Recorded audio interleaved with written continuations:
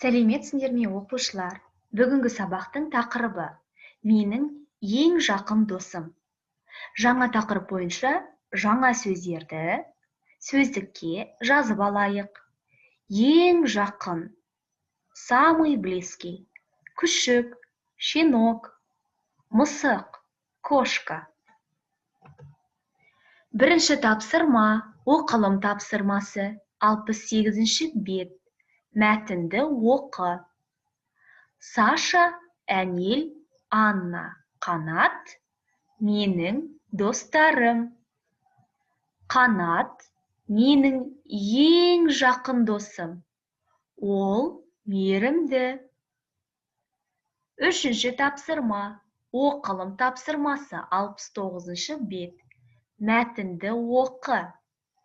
Менің күшігім, мысығым бар. Күшігімнің аты Ақтөс.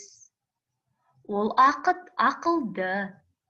Мысығымның аты Марғау.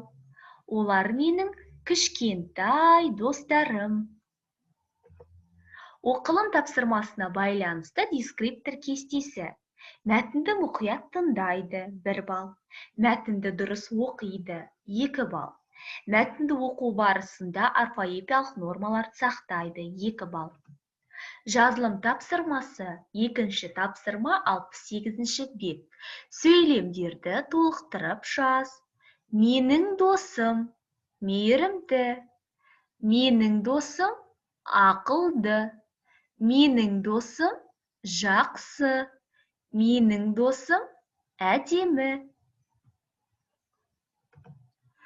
Жазылым тапсырмасына байланысты дескриптор кестесі.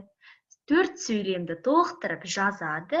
Әр дұрыс толықтырып жазылған сөйлемге 1 пайдан беріледі. Сөйлемдерді қатесіз жазады, 1 балл. Осымен сабақ аяқталды. Сау болыңдар оқушылар.